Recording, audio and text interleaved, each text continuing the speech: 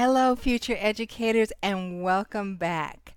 This lesson is on the economic goals of schooling, and this is from your textbook, Chapter 4. So, here's a um, little cartoon that's not really all that funny, but so you have the graduation speaker saying "Go forth," and usually they follow that with something lofty like "and change the world." And the graduates are thinking, go forth and live with my folks. Okay.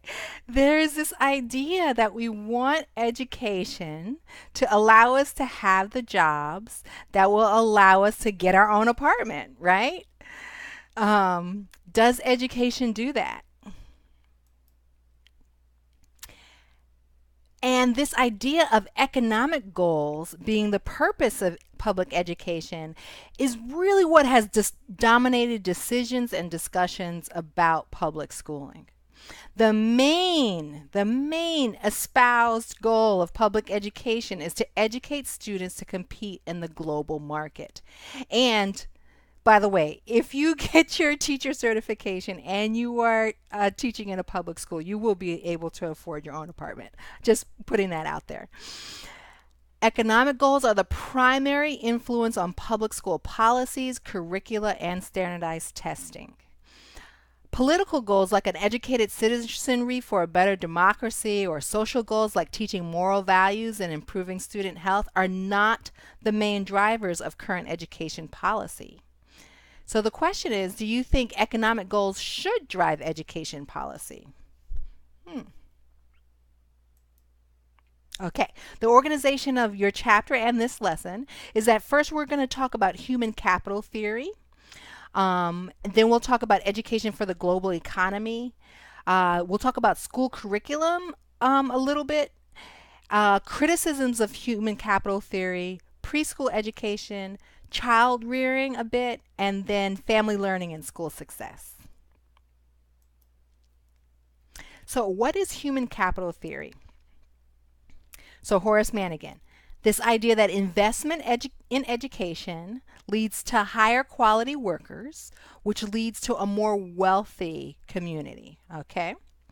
So a more wealthy community would benefit even those who don't have children, right? So even those without children. So everyone should contribute to public education. Becker talked about human capital as the knowledge, information, ideas, skills, and health of the workforce. And this idea that human capital leads to economic growth. The theory behind social initiatives like the war on poverty excuse me, is that education, among other benefits, will lead to better jobs. Now, there are certain consequences of human capital theory for educators. First, the value of an education is measured by economic growth or economic productivity. And this is based on a factory model of education. So we're putting these inputs into kids, and later they're supposed to produce. There's supposed to be certain outputs. Well, if you have a factory model of education, a factory perspective on education, then teachers become factory workers, not professionals. And so we get certain things become more standardized. Some argue that the push behind the Common Core curriculum, for example, a national standardized curriculum, is a result of this factory model. The idea of mandated textbooks, the kids have to learn these goals using these materials, and scripted lessons.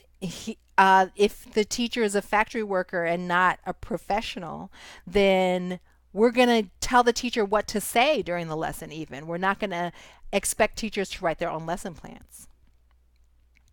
And you see this in other jobs as well. So there's standardized testing for promotion, for entrance, for exit from school.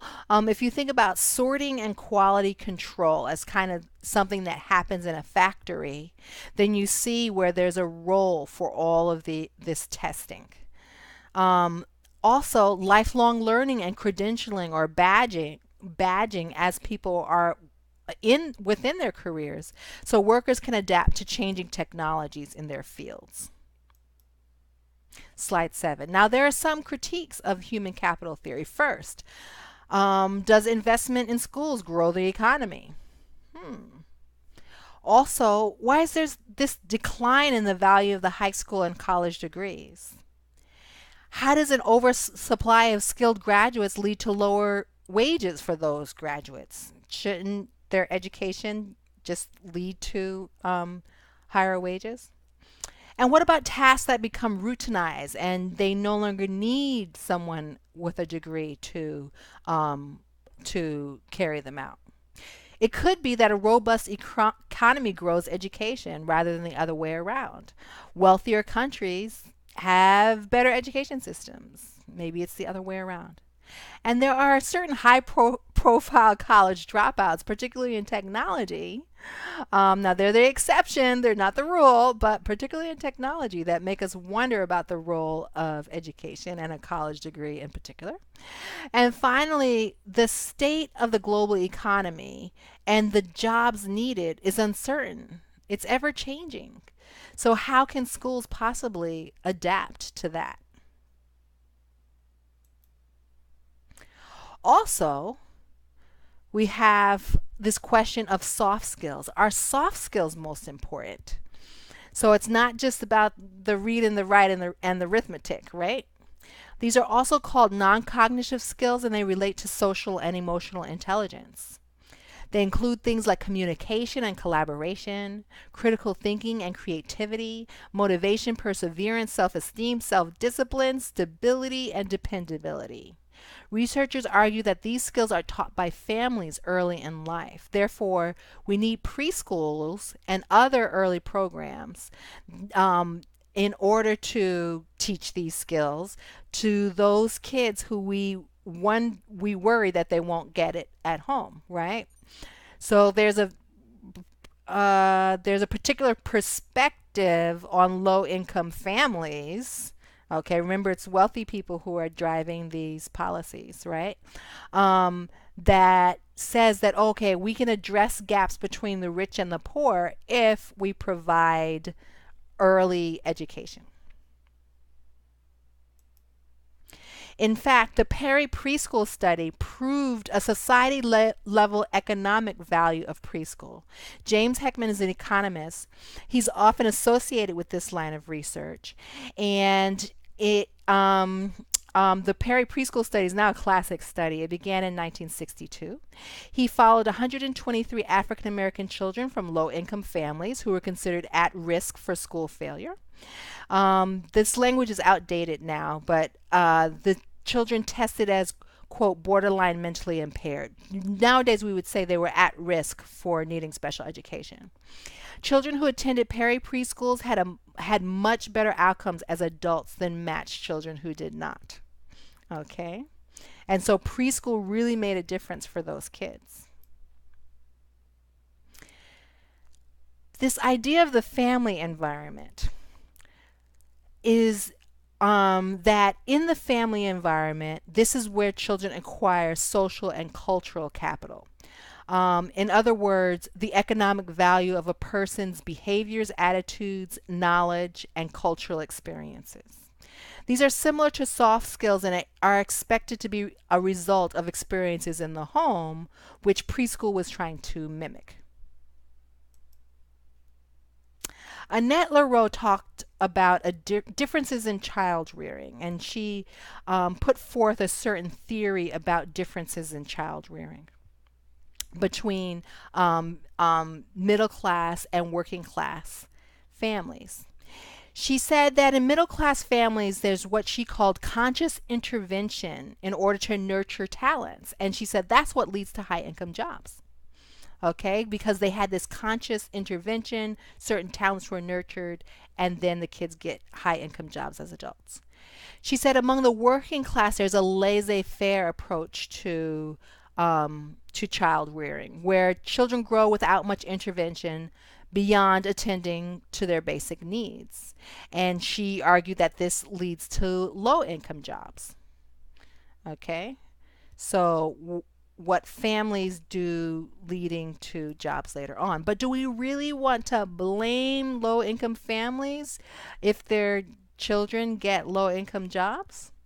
Um, Basically, James Heckman, the economist, said that yes, family, it really is about what the family contributes, what the family does, the family social class determining what the child's social class is going to be later on. Now, LaRoe got a lot of criticism for her theory. And she continued to study, continued to investigate. And she later argued, in addition to the family, she argued for the role of societal institutions. So, in one of her later writings, she writes, the costs of poverty for young children are high, and James Heckman does well to point this out. All the evidence suggests that the first few years of childhood matter. Still, he does not give sufficient weight to the role of social institutions in shaping the life chances of children. Parents give children a start, but families interact with many institutions: child care centers, public schools, social service providers, healthcare services, employers, and police and courts are just a handful of the institutions that young people may encounter as they move out of the family and into the world. These institutions train, sort, and affirm social worth. Okay? So she's arguing that all of these institutions are playing a role, right? Now, this conscious cultivation, this idea that middle class parents are, doing all this stuff with their kids and making their kids do all these things, all these extracurriculars, for example. Many extracurricular activities may be out of reach financially for low income families. For example, last year, September, I paid $190 to enroll my then 2-year-old. Eliana was 2 years old last year, in ballet classes, right? Because what do kids learn? They learn to follow along, right? They learn to follow the teacher. They may become more graceful. They may learn confidence, that kind of thing. And they might get some energy out, right? Now, $190. On average, the pay at Walmart is $9 an hour. So someone working at Walmart, someone who's working a low wage job, it would take them 21 hours to earn $190 if no taxes are taken out. Okay? As a middle class person, I earn that amount much more quickly, right? So, and she would not, I don't know, she would not have been in ballet class if it took me, would take me half a month, half a week rather, to earn what you need to just even get started in the classes. But anyway, I'm middle class, right? I have financial access to all these opportunities for my child. And I just want to show you what my child did in her first ballet class.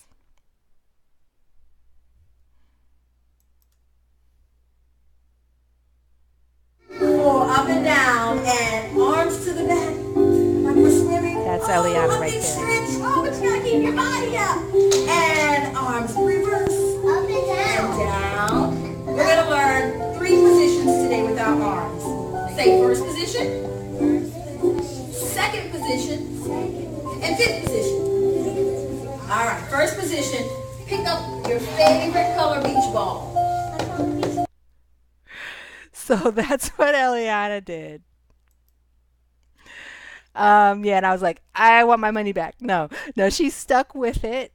And eventually she did, start doing what the teacher was doing. Eventually she did start doing what the other kids were doing.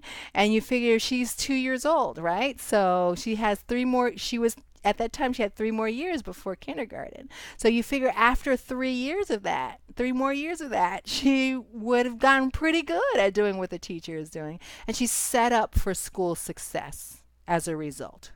Okay? Because she's learned certain things from this extracurricular activity.